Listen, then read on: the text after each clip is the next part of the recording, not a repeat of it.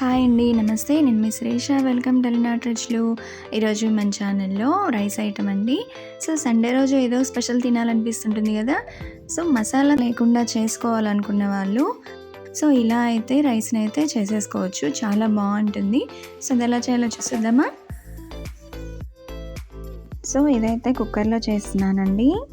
2 spoons oil వేసుకోవాలి. 2 spoons నెయ్యి కూడా వేసుకోవాలి. ఒక 4 లవంగా సన్నగా పొడుగ్గా కట్ చేసిన ఒక ఆనియన్ వేసుకొని వేయించుకోవాలి. ఇప్పుడు 2 పచ్చిమిర్చి, 4 వెల్లుల్లి కూడా వేసుకొని వేయించుకోవాలి. ఇప్పుడు ఒక 2 టమాటా కూడా సన్నగా కట్ చేసుకొని వేసుకోవాలి. బాగా కలిపేసుకోవాలి. టమాటా కొంచెం సాల్ట్ వేస్తే తొందరగా మగ్గిపోతుంది. కొంచెం సాల్ట్ వేసి 2 స్పూన్స్ ధనియాల పొడి కూడా వేసి బాగా కలిపేసుకుంటున్నాను. టమాటా అయితే మగ్గిపోయింది.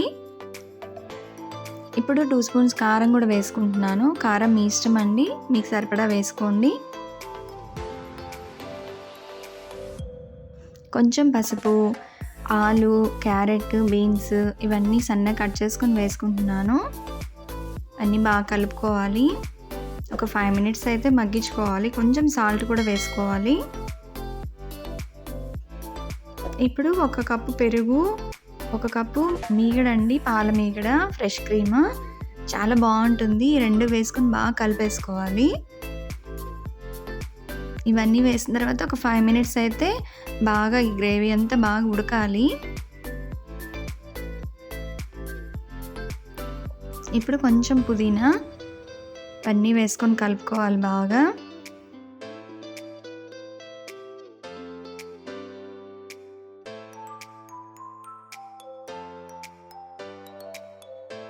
ఈ గ్లాస్తో నేనైతే 2 గ్లాసెస్ రైస్ తీసుకున్నాను. 2 గ్లాసుల బియ్యానికి 3.5 గ్లాసు వాటర్ పోసుకున్నానండి. ముందుగా నానబెట్టేశాను. ఇప్పుడు రైస్కి సరిపడా సాల్ట్ కూడా వేసేస్తున్నాను. బాగా కలిపేసుకొని మూత పెట్టేసి ఒక 2 విజిల్స్ వస్తే సరిపోతుంది.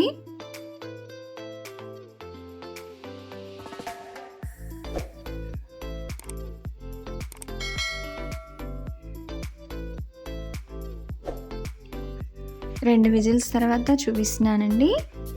చల్లారిపోయింది. చూడండి, రెడీ అయిపోయింది వేడి వేడిగా. ఒకసారి కింద నుంచి బాగా కలుపుకుందాము, అన్నీ బాగా కలిసేలాగా. సర్వ్ చేసేసుకోవడమే, రెడీ అయిపోయిందండి. Emmy Emmy super and tasty rice. చాలా క్రీమీ టెక్స్చర్గా చాలా బాగుంటుంది. ఆ మీగడ టేస్ట్ అనేది చాలా తెలుస్తుంది అనమాట. రైస్ అయితే ఎమ్మీగా ఉంటుంది. ఒకసారి మీరు కూడా ట్రై చేసి ఎలా వచ్చిందో కామెంట్ చేయండి.